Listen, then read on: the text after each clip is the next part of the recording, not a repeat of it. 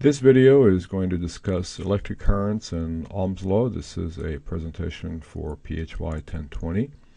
So here are the things we will be going through. First, we're going to go through a bit of background, reminding you of some of the concepts discussed in a previous presentation on the subject. We'll then talk about Ohm's law, then the notion of power dissipated by light bulbs or provided by a battery. Then we'll look at examples of connections both in series and parallel, and we will finish with an example that combines both series and parallel connections. So, speaking of background, in the previous presentation we talked about the idea of the existence of electric charges. They are measured in a unit called coulombs, and for representation purposes we use the letter Q in most equations.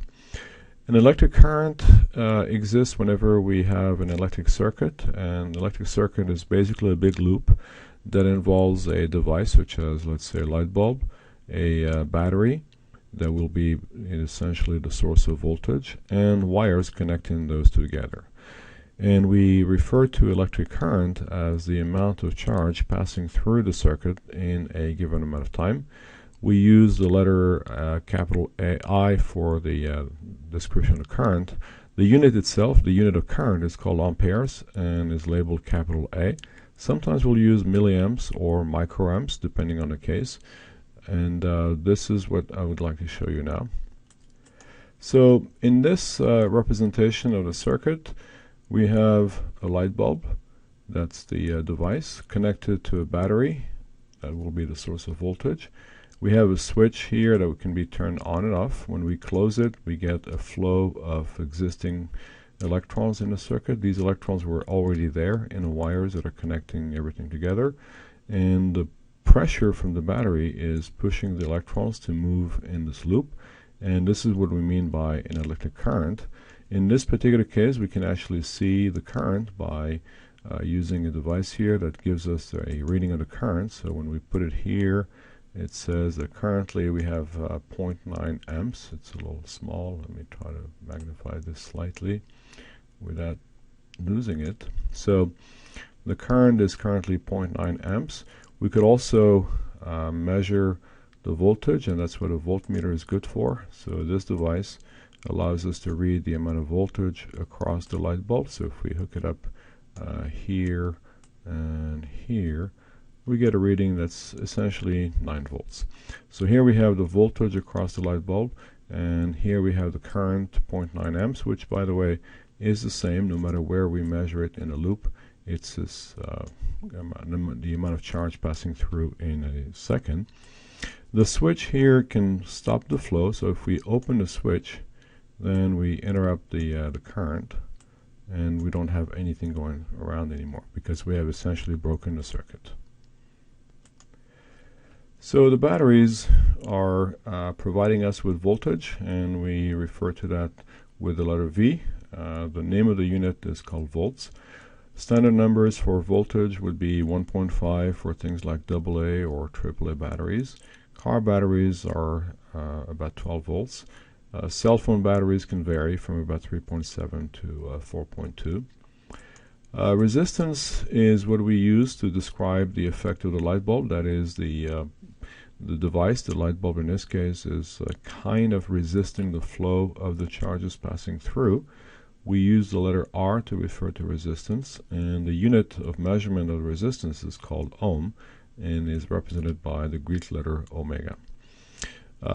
We will talk about resistors and light bulbs as if they were the same thing. To be more precise, a resistor is a device that has a constant resistance.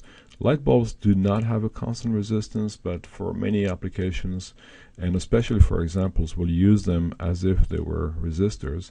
It's a slight simplification, and it helps to visualize what's going on, but keep in mind that light bulbs are not exactly resistors.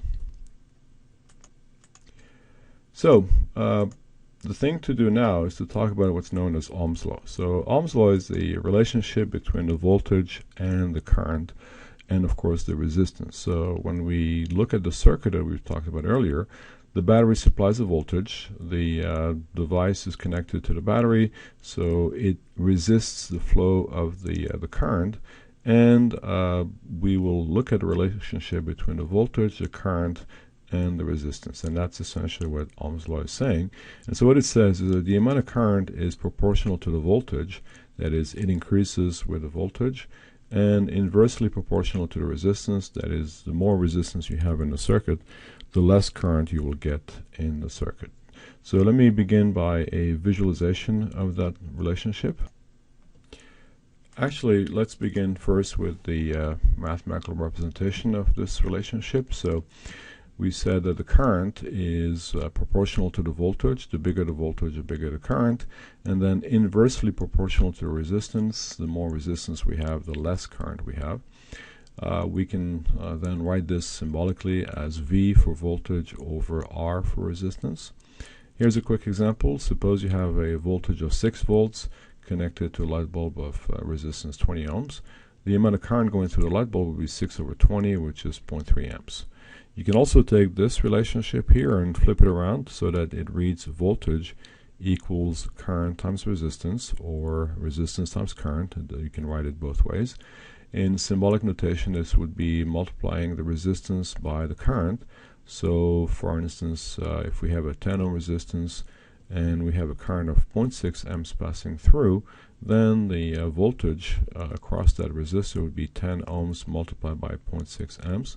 That would give us 6 volts. Here's a way of describing the same thing with a visual presentation. So voltage is here, V, and this is measured across this device. So this device is meant to represent the light bulb, for instance, and we have currently a voltage of 4.5 volts. It's made of 3 1.5 volt battery connected one after the other.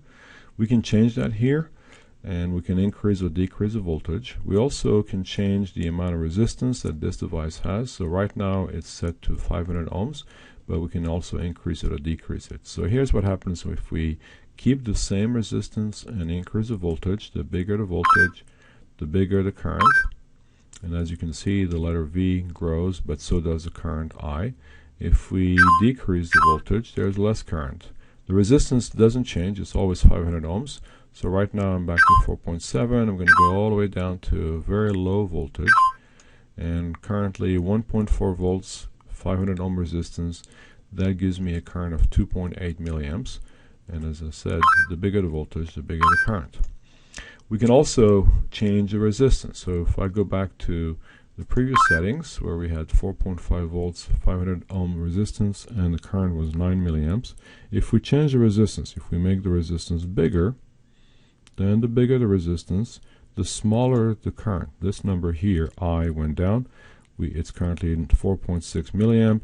It was initially somewhere here at 9 milliamps.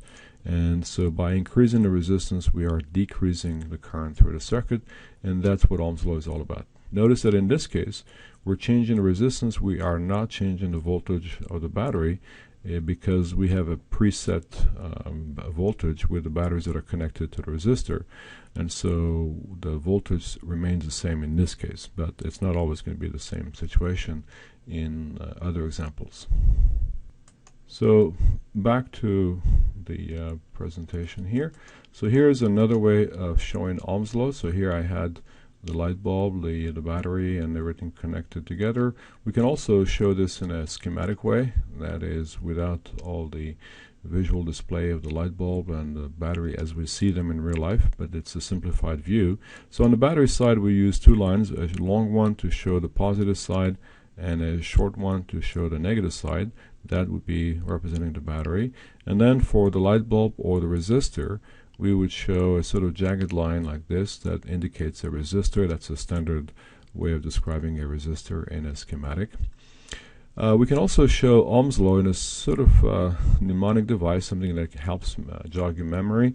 Although if you have notes, you don't really need this, but it may help sometimes decide how to use the information that's provided. So this is presented as a little triangle with a V on top, and on the bottom is the current multiplied by the resistance. So depending on what you need to do, you cover the quantity you're trying to solve for, and then that will tell you what you need to do with the other two that are left. So for instance here, if you cover the voltage, I didn't completely cover it here but put it in highlighted version. So if we're trying to figure out a voltage, we take the current and multiply by the resistance.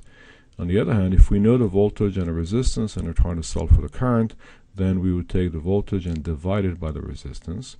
And then finally, if we are looking for the resistance, knowing the voltage and the current, we will take the ratio of voltage over current, and that's going to give you the resistance.